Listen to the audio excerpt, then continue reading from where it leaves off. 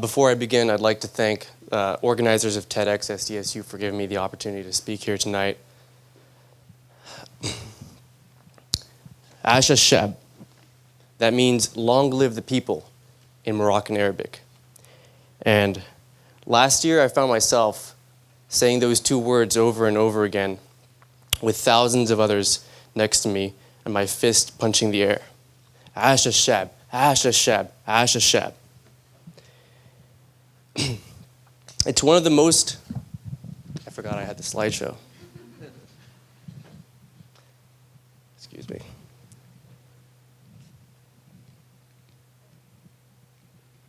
It's one of the most beautiful of slogans by the February 20th movement. When we used it in a protest, we were in a trance, surprised that we even existed, that we finally mattered in this country. It's a liberating slogan, said Abakil, a February 20th movement activist to a journalist from Rue 59 French magazine. And Abakil was right. I was entranced when I screamed those two words in unison with others, a disappearing and reappearing forest of fists. As I said it over and over again, I realized that something deep within myself had changed. I had discovered liberty. Perhaps this is why the Moroccan regime was so afraid of this slogan. Perhaps that's why a February 20th movement activist, Mehdi Moujahid, here pictured behind me, was arrested on January 19th of this year after holding a sign that said Ash Shab at a handball game between the national Moroccan team and the Tunisian one. The regime doesn't want people to discover liberty like I have. The story of how I discovered my liberty began on February 20th of 2011. When Morocco saw the birth of a pro-democratic revolutionary movement that was named after that day, the February 20th movement. Tens of thousands went into the streets and demanded change in cities throughout Morocco. And that was repeated every Sunday until this day. What they wanted was an end to the Makhzen, the ruling elite, who upheld an oppressive regime that marginalizes, to this day, millions of Moroccans. 1 out of 5 Moroccans, at least 1 out of 5 Moroccans are unemployed. And if you were all Moroccans right now, half of this room would be illiterate. And 80% would be living in poverty. While the few rich elite hoard the resources of our nation. It is this regime that continues to torture people in its prisons every day, and that continues to arbitrarily arrest activists, journalists, and artists who have spoken up against it. The February 20th movement came along and said, enough. We want an end to this. We want to end this right now. And it demanded an end to these crimes against human rights and human dignity. And they asked for democracy, real democracy. I was inspired, and I had grown up knowing these issues. And I come from a wealthy family, a wealthy Moroccan family, where I never got to experience what most of my compatriots went through. And so I thought everything was fine. I thought everything was normal. These things just seemed normal to me. Oh, I drive past a shantytown. Okay, that's fine. I meet someone who doesn't know how to read. That's all right. Most of the people I know don't know how to read. And so, for my entire life, I thought I was a free man, but really I was living in a mental jail. When I was eight, I was told not to talk badly about the king. When I was 15, I couldn't kiss my girlfriend in public. When I was 18, I paid a bribe to get my driver's license, because if I hadn't paid it, I would have failed whether I passed or not. whether I did well on my exam or not. And this is replicated in every single level of the system where you have to pay bribes in everything. My whole life, I watched as we drove past shanty towns, and my whole life I would switch on the television only to see the king performing charity here and charity there, as if charity was the solution to our nation's problems. I would also turn on the television, and the television would tell me that my country was beautiful, that everything was going fine, that we had absolutely no problems. And I'll be driving around and I'd see huge billboards everywhere that would remind me what the king looked like in case I forgot. These are just a few iron bars that form the jail cell of my conscience daily, at least they used to. And this is found within each Moroccan. Each Moroccan has to deal with things like this every day. Each Moroccan has to overcome something like this. But the great thing is, unlike real iron, sorry, my English accent is, sometimes I mispronounce words, but I'm actually foreign. So people don't notice that because of my accent. Iron bars that exist in your conscience can be melted with awareness and reason. When exposed to an alternative view that opens the door for critical thought, the regime's rhetoric and propaganda starts to sound and look like a masquerade. And I witnessed this masquerade firsthand last year when Morocco held a referendum to vote for a new constitution. And actually, this referendum was the result of pressure by the February 20th movement and other international actors. While the figures on the television told me that 76% of the Moroccan electorate had voted and that 98.5% had voted yes for this constitution, I can tell you that I went to the polls, I drove around the polls that day, and I was in the streets that day, and I could tell you that the polls were empty, and that the streets were filled with people who did not want this new constitution, who were boycotting the polls, who were not going to the polls, who did not want to vote for something that was illegitimate. The constitution that was drafted not by a constituent assembly that was elected by the people who would draft a constitution for the people. This constitution mentions the king's name 61 times and the word people once. So how can you tell me that this constitution is for the people? How can you tell me there's going to be change when the king's name is in this constitution more than the people? What was instituted, basically, were cosmetic changes. The king gets to maintain his powers, and things go on as they did before. It just looks prettier on paper. But what I'm trying to really say here is that the February 20th movement opened my eyes. These were things I wouldn't have seen before if it wasn't for the February 20th movement. I would have continued to think that this was completely normal. 98.5% in a vote is normal. And it's not.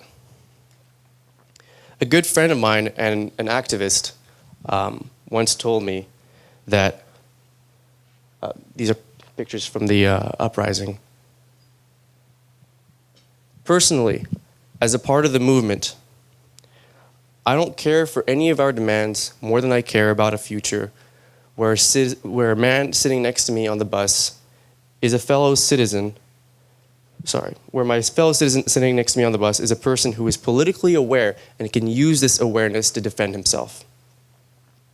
That's why when I flew back to Morocco in the last summer, I took a camera with me. And I didn't have a plan.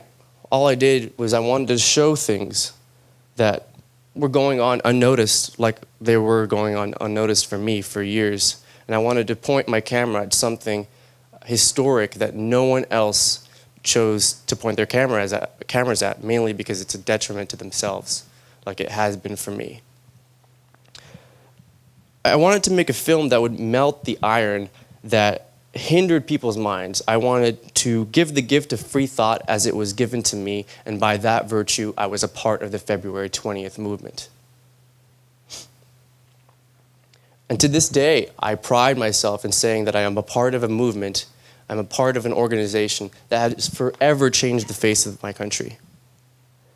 You may be asking yourself, why does this matter to me? I don't live in a dictatorship. I know what liberty is. I don't need to discover it. I already have it. And you would be right. You do have liberty. But do you really live it? Do you exercise it? Do you speak up for the unjust? Do you feel empowered as an individual to change things? When you get a letter from your university telling you that tuition has gone up, do you simply just frown and accept it? Or do you raise your fist and write a letter to your representative? When you hear that your millions of your tax dollars are going to wars and overseas and other overseas operations, do you sit back and watch Stephen Colbert talk about it and just nod your head?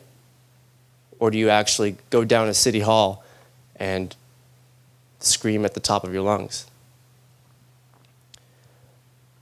Discovering liberty isn't just for those who already have it. It's also for those that need to actually live it. It's about individual empowerment. In today's age, an age where the internet is increasingly available in the developing world and practically omnipresent in industrialized countries, in an age where grassroots movements and non-governmental organizations have given regular citizens the opportunity to challenge governments, in an age where citizens can act as journalists with cameras on their phones, you, as an individual, have more power than ever. In fact, my film begins with this title screen. Never have citizen journalists had such an impact until the Arab Spring. This film uses many clips uploaded online by average citizens who wanted to show the world things that the mainstream media wouldn't. And I did in my film. I used many clips that were uploaded, really violent clips that showed policemen beating protesters, nonviolent protesters, that showed things that were really not being shown at all, not only in Morocco, but even here in the United States. I'm sure you guys think Morocco is doing fine right now, but in January and February, there were riots where the whole Rif region, a province in Morocco, was actually besieged by the army, and no journalists could go in or out. But you don't hear this. All you hear is that the King of Morocco is doing good. It's a model. Hillary Clinton went to Morocco and said it's a model for the Middle East. It's not. It's absolutely not. And these images are proof of this. Like many young Arabs and Berbers throughout North Africa and the Middle East, I found power through the internet. And of course, anyone can find power through many things, but we found power through the internet. And we used it to challenge our government. I used it to challenge the Moroccan regime with my film and my words. And I, like many others, have begun to use social media to share ideas, to advertise, and to organize a nonviolent resistance.